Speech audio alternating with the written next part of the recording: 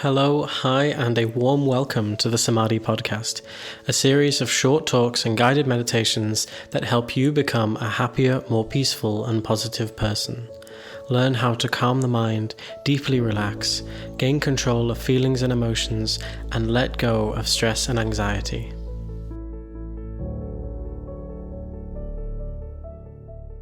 Today I'm going to be talking about changing habits.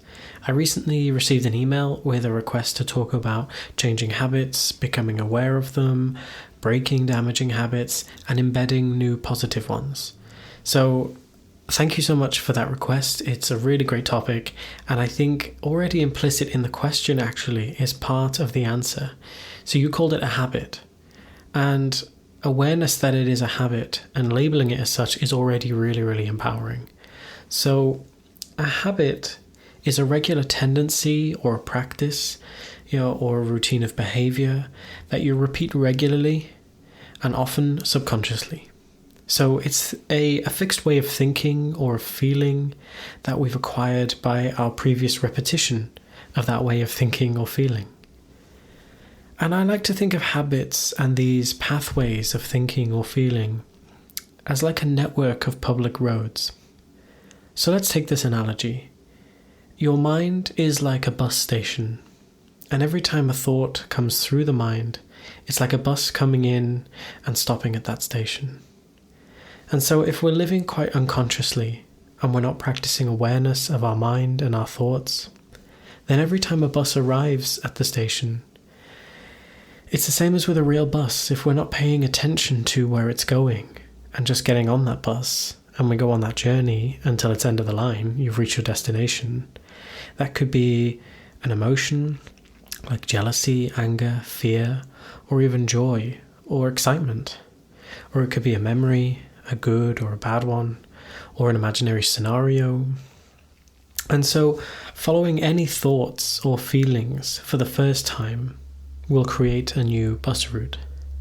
A new pathway is formed in the mind. And in fact, a neural pathway is created in the brain too. And this one that we haven't travelled before. If it's a thought that we don't follow very often, then just like a bus with very few passengers, it won't come to the station very often. And in fact, it will probably only come to the station consciously when we request it. If it's a thought that we have followed repeatedly, regularly, subconsciously, then that bus is going to pull into the station repeatedly, regularly. And if we're living unconsciously, we're going to get on it. We're going to strengthen that road, and it will develop from a dirt path into a super highway. And it will become easier and easier and more subconscious every time. And so a habit is formed. And we've cultivated these super highways to our usual destinations: panic station, anxiety town, stress city.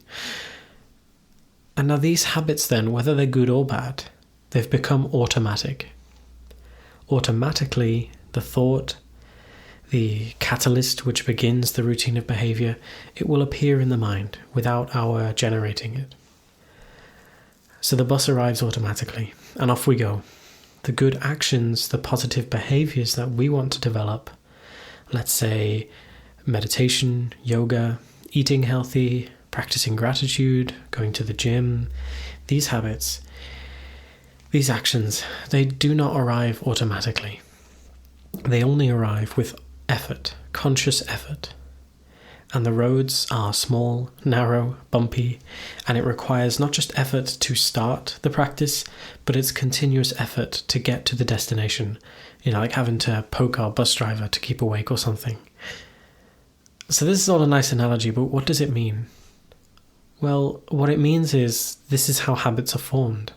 Over time, repeated unconscious action creates more repeated unconscious action. And it's a cycle, it's a feedback loop that continues and gets stronger and stronger every time it happens.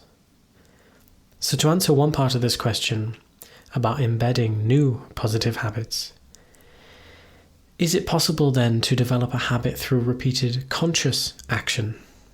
Consciously engaging in a behavior repeatedly until it becomes a habit, until it creates its own cycle, its own feedback loop that gets stronger and stronger. Absolutely.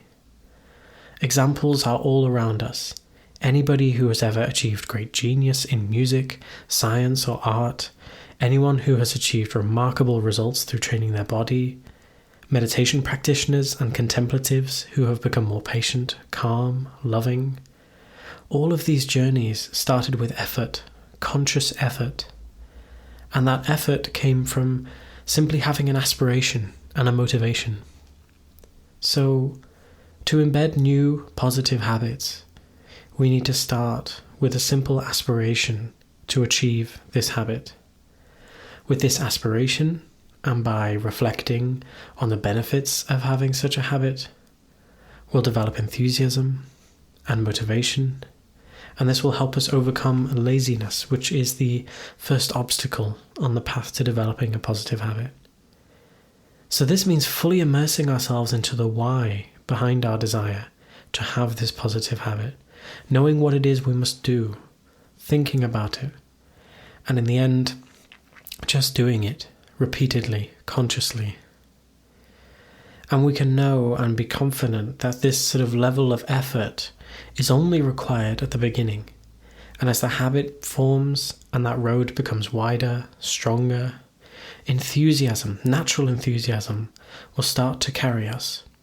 And then eventually, familiarity will naturally carry us. And then our habit will be formed.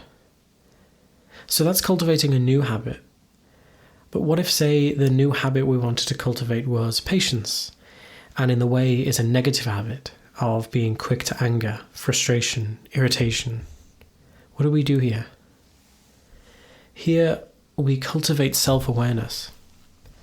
Self-awareness is the ability to observe objectively our thoughts, emotions, memories, and so on, as if we were a third party observing from afar, not adding any story or interpretation to it, and without identifying with it, but simply being present with them. So by cultivating self-awareness, through meditation mostly, we'll be able to identify when a bus pulls into the station. We'll be able to pause. When these thoughts of anger, irritation start to appear in the mind, with self-awareness we'll be able to pause, take a moment, look at the destination written on the side, and instead observe the thought without identifying it and following it. And then from that space, we choose a different path, the path of patience, peace, calm. And so just like before, at first it will take aspiration and effort, but as we repeatedly choose to pause and go in a different direction, it will become easier as we form that new habit. And I wanted to end here with a quote from Viktor Frankl. When we are no longer able to change a situation, we are challenged to change ourselves. Everything can be taken from a man but one thing, the last of the human freedoms, to choose one's attitude in any given set of circumstances, to choose one's own way. Between stimulus and response, there is a space. In that space is our power to choose our response. In our response lies our growth and our freedom.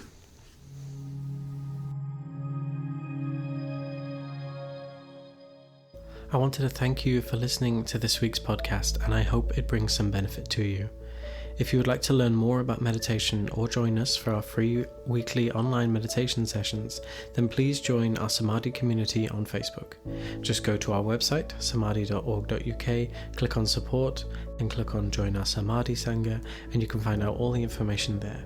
Please don't forget to subscribe and share, and I hope to see you again soon.